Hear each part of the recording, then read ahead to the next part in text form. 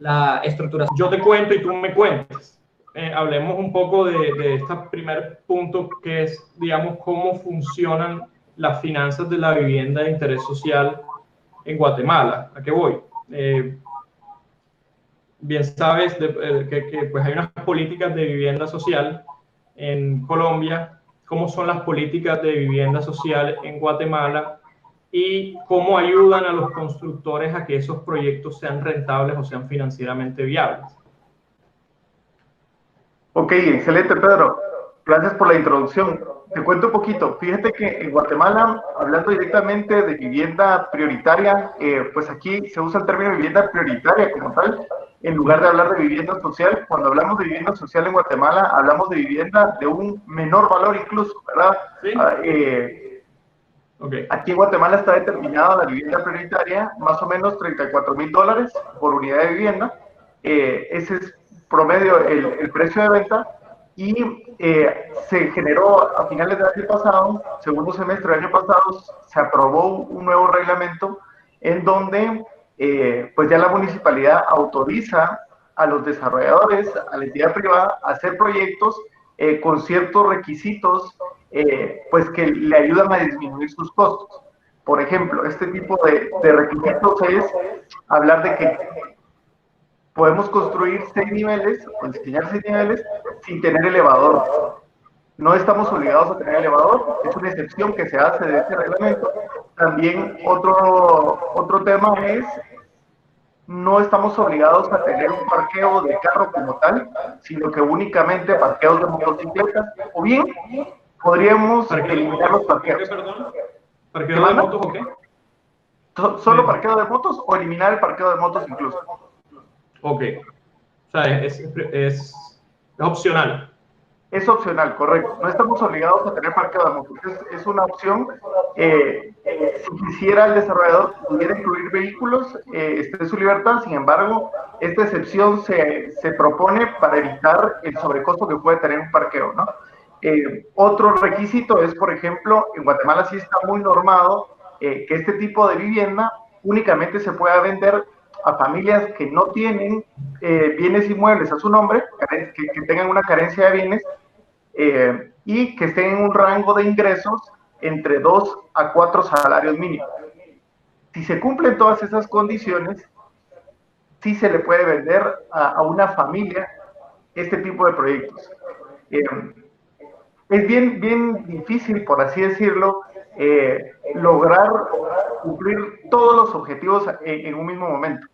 Sin embargo, sí hemos visto que ahí está el éxito, ¿no? El éxito está en lograr encontrar, poder responder a todos esos objetivos. No es que sea imposible, sin embargo, digamos, las normas sí bloquean un poquito el tema comercial, que el ritmo comercial sea acorde a la necesidad que hay en el mercado. A esto me refiero, por ejemplo, que sea toda la familia tiene que tener carencia de bienes. Entonces eso se hace un poquito complicada la gestión, pero es comprensible hasta cierto momento entender que es la primera versión del reglamento de vivienda prioritaria de Guatemala y que conforme vamos pasando, pues se van a ir haciendo reformas porque la Municipalidad de Guatemala se va a ir dando cuenta que pues no está dando el rendimiento que necesita este tipo de normas, ¿no? Okay.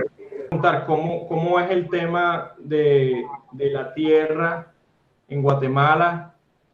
Es decir, aquí nosotros tenemos unos rangos de precios mucho más bajos y creería que estamos, porque nuestra ley de vivienda se aprobó ya hace, creo yo, como unos 10 años o más 15 años digamos, de tener reglamentos de vivienda social, pero más que los reglamentos, es una política la que ha incentivado que esta vivienda hoy se vuelva o sea, ya casi que yo no hablaría de vivienda social, es la vivienda. O sea, la problemática de vivienda en Colombia es la vivienda social. Antes, digamos, era muy habitual que las personas compraran de pronto apartamentos mucho más grandes, pero aquí nos estamos dando cuenta que se está ahora sí viendo que la vivienda, siendo que pues nuestra Constitución busca garantizar el derecho a la vivienda, pero obviamente lo lanzan al mercado para que funcione más, porque es que el gobierno no tiene la capacidad de construir tantas viviendas. Aquí en Colombia lo que estamos observando es que para nuestras ciudades intermedias la vivienda social y la vivienda media se están asemejando muchísimo. ¿Qué está ocurriendo allá en Guatemala en ese término comercial y financiero? Lo que está empezando a pasar ahorita en Guatemala es que muchas familias del interior del país sí están migrando a la ciudad de Guatemala, y eso pues hay datos que respaldan el crecimiento de la ciudad como tal, y por lo tanto necesitan una vivienda dentro de la ciudad de Guatemala. Entonces, ahorita nosotros en Guatemala, imagino que les ha haber pasado a ustedes hace ya tiempo, pero nosotros estamos empezando una fase en donde ya las familias ven como una buena oportunidad el tema de apartamentos. En Guatemala Sí. está empezando, pues ya lleva tiempo, te digo que ya lleva hace más de 5 años en que se ha empezado a poner fuerte el tema de los apartamentos, pero ahorita tiene un mayor empujón. Entonces, entiendo que me contabas hace tiempo que en Colombia, pues sí hay una legislación para poder entender el tema del IVA, y que sea un beneficio para el desarrollador y no un costo, ¿verdad? Así es. Entonces, ese tipo de políticas pues nos va a llevar mucho tiempo. Por ejemplo, en Guatemala está empezando una iniciativa que es como en México, no sé cómo será en Colombia, que es el Infonavit. En México, en Guatemala se llama AVI, y es una política súper atractiva que es para incentivar al ahorro, ¿verdad? Es una política de ahorro que va a permitir a las familias después comprar sus propios apartamentos, su propia vivienda como tal, ¿verdad? Que creo que es muy positivo y se necesita de ese tipo de políticas para que realmente el país crezca en el tema de la vivienda social, ¿no? Es una necesidad terrible, Pedro, es una necesidad, Sí. hay más de 1.6 de déficit de millones de déficit de vivienda en Guatemala, entonces es bastante crítico, ¿no? ¿Cuánto puede vender un proyecto de apartamentos mensual de este tipo de viviendas? Mira, aproximadamente con la política que tenemos hoy en día se pueden vender entre 10 e incluso hasta 20 apartamentos de un mismo proyecto, ¿verdad? Sí. Más o menos es el rango. Te cuento una buena experiencia. Hay un proyecto ahorita aquí en Guatemala que nosotros estamos involucrados en el área de diseño y planificación, se llama Torres Villaluz. Este proyecto, pues son 11 torres de apartamentos, y a pesar del tema de la pandemia, es súper atractivo ver que está teniendo una absorción muy positiva. Pues ahorita en temas de pandemia, más o menos 10 apartamentos venta mensual, pues lo cual pues define el nivel de proyecto que tiene, ¿no? Que está teniendo realmente, es un producto pues muy aterrizado a las necesidades del usuario, ¿verdad? Tiene Se temas de siguen, amenidades, ¿no? se siguen utilizando salas de venta, me imagino que sí, ¿no? Apartamentos modelo, Sí, o cómo funcionan. correcto, sí, hay apartamento modelo, hay sala de ventas, y pues ya se tiene todo digitalizado. Pues sí hay procesos, obviamente, que hay que ir todavía trabajando, pero se tiene digitalizado, y el desarrollador puede administrar pues todo el tema de ventas, lo está administrando en temas digitales, apartamento virtual, etcétera, etcétera, que creo que es muy positivo, ¿no? Te hago una pregunta. Yo revisando los proyectos que tú has generado, veo que hay proyectos de vivienda social que también pues, no tienen que necesariamente son unos grandes proyectos. Pues, y te Sí. pregunto, siendo Guatemala pues, un país que tiene unos índices de violencia tan altos, ¿cómo abordan las problemáticas de seguridad? Mira, Pedro, te cuento, fíjate que la mayoría de proyectos inmobiliarios en Guatemala que han existido, te digo, a mediados del año pasado para atrás, todos los proyectos de cajón, igual que en Colombia, incluyen temas de seguridad, cámaras de seguridad, y te digo que es parte de los valores de venta, ¿verdad? El hablar de que tiene cámara de seguridad, que tiene una garita de seguridad, que tiene un policía, eso da muchísima más seguridad para los clientes. Lamentablemente, pues así es el país, y agregar eso en un proyecto, pues le genera valor. ¿Qué sucede en los proyectos de vivienda prioritaria? También hay que incluirlo. Evidentemente, nosotros, te digo que desde inicio no pensamos un proyecto sin un guardia de seguridad como tal, y mucho menos sin cámaras. Hablando de los proyectos grandes, cabal, tenemos pues, de 256 unidades, 264 unidades, y tenemos de 300 apartamentos ahorita, y ya vamos pensando de una vez en poner una garita, en poner cámaras de seguridad, casi hasta dónde van a estar, como tal. Adicional a eso, sí hay proyectos, como has visto en parte de nuestro portafolio, y de hecho estamos apoyando un proyecto ahorita en donde no tiene ni garita de seguridad, no tiene administración, no tiene nada. Tal y como dices, son proyectos que son como casas, ¿verdad? Son como residenciales, multifamiliares como tal, en donde no vamos a poner un guardia de seguridad ni un área de administración. Creo que a eso tenemos que inclinarnos también. Estoy clarísimo que no en todas partes de la ciudad se puede, pero viéndolo desde una perspectiva urbana, creo que es la mentalidad más sana, pensar que el proyecto debe ser abierto, ¿no? Debe estar abierto a la ciudad, que el área verde que tiene mi proyecto, pues mi vecino también la pueda aprovechar. Ese sería el ideal, ¿no? Que mis banquetas también sean para el vecino. Creo que sería un proyecto más cómodo y generaríamos un ambiente más barrial, ¿no? Que es a lo que tenemos que inclinarnos. Una generación, también haríamos una relación más amena entre barrios y entre comunidades. Si empezamos a generar, y eso está ocurriendo mucho en Barranquilla, grandes zonas, digamos, de vivienda social sin grandes o sin oportunidades, vamos a tener un problema social enorme de aquí a 10 años. Las oportunidades se generan cuando empezamos a ver estos grandes planes y integramos la vivienda a los servicios. ¿A qué voy? O sea, no es solamente desarrollar viviendas sociales, es desarrollar ese céntrico de barrio, ese céntrico barrial, es en pensar en el colegio, es pensar en lo que necesita esta comunidad y no solamente verlo desde una óptica. Y eso es uno de los errores, por así decirlo, que deben aprender Guatemala, que está iniciando esto y va a detonar muchísimo la política de vivienda social, es cuando se desarrollen, porque van a tener un problema ahora de tierras, después, cuando se empieza a consumir la tierra, ¿cierto? Que no va a haber espacio donde construir.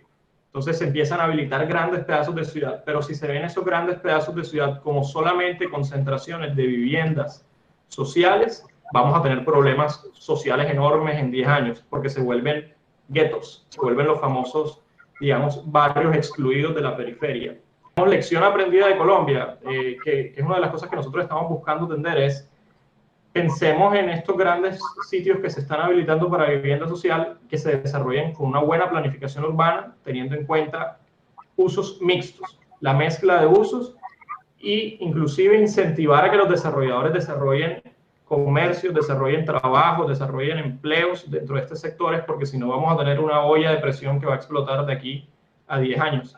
Una parte de los objetivos que tenemos cuando asesoramos a nuestros clientes es tener claridad, evidentemente, cuál es el porcentaje que representa la tierra versus todos los costos, el cual pues depende del tipo de proyecto y la ubicación del proyecto, el porcentaje, pero más o menos puede estar entre un 7% hasta un 15%, ¿verdad? Ese es más o menos el rango del valor del suelo. Sin embargo, sí buscamos que para proyectos de vivienda prioritaria, el rango de la vara cuadrada, hablando en varas, esté entre $150 a $200, ¿verdad? ¿Y eso el porcentaje de la venta es cuánto, más o menos? ¿Qué manda?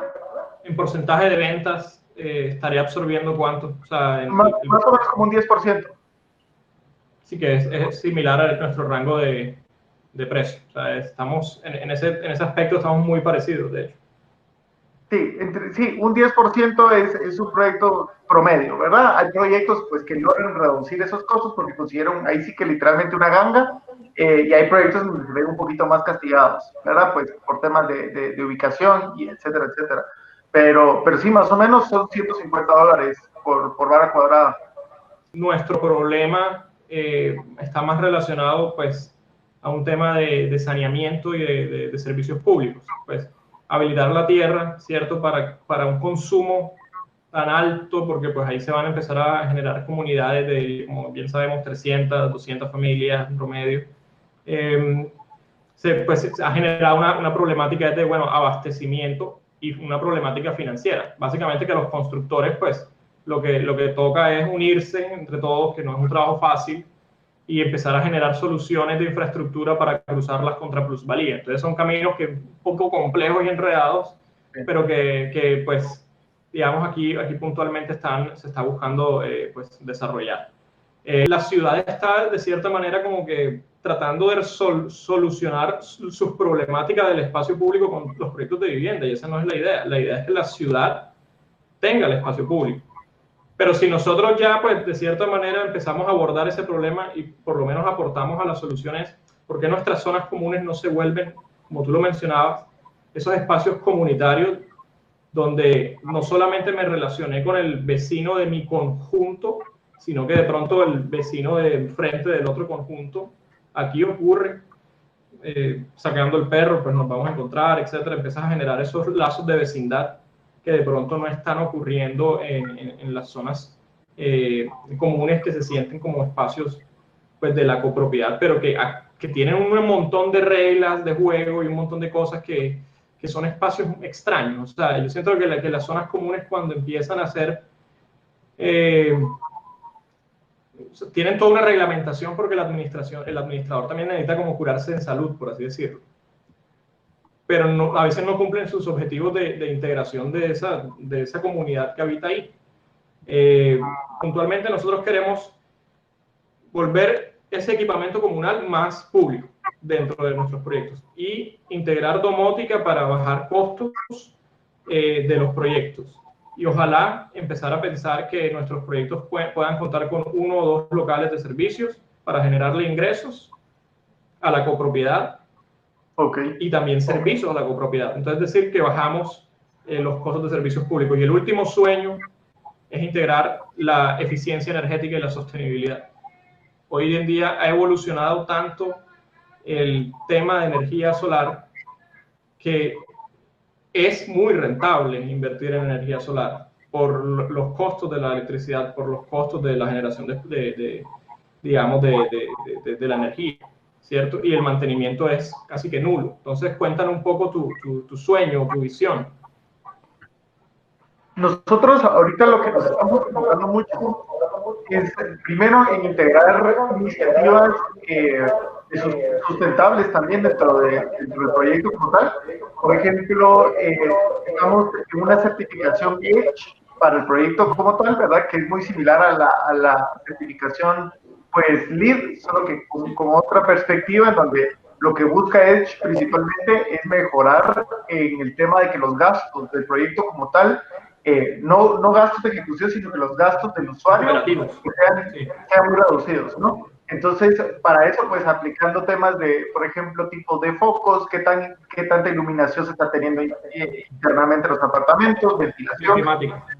Buscamos que nuestro volumen pues responda a una situación de iluminación, de ventilación, de vistas urbanas, etcétera, etcétera, y que respondan directamente a nuestro segmento como tal y al usuario. Sobre todo, pues diseñamos para los usuarios y tener claro, digamos, cómo funciona el segmento al que diseñamos estrictamente.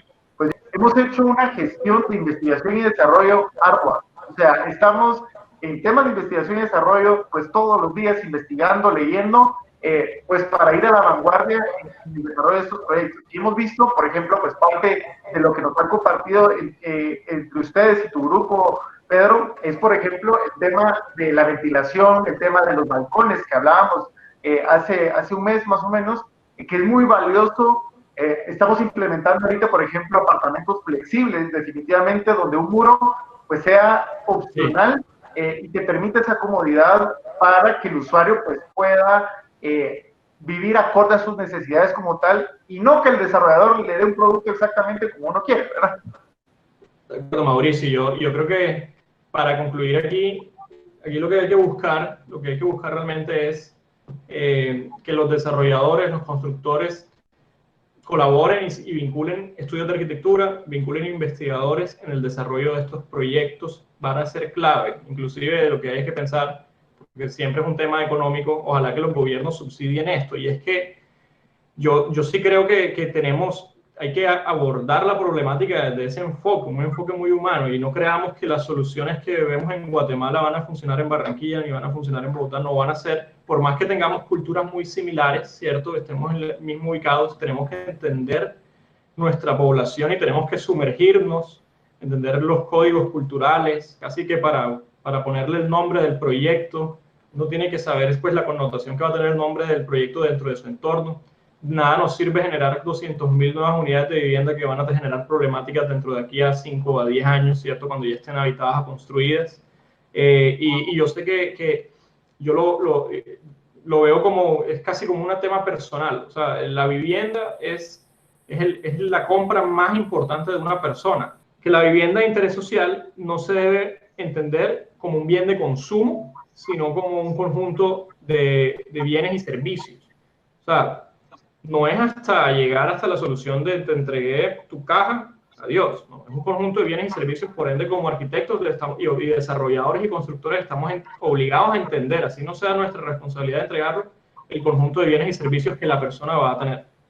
Un abrazo, nos estaremos conversando seguramente para una segunda versión de la conversación y de pronto invitemos a otras personas de otros países para hacerla un poco más rica, una persona de Chile, una persona de México, bueno, y ahí estamos en contacto, Mauricio. Un fuerte abrazo. Excelente, muchas gracias a todos por estar presentes. Que estén muy bien, adiós.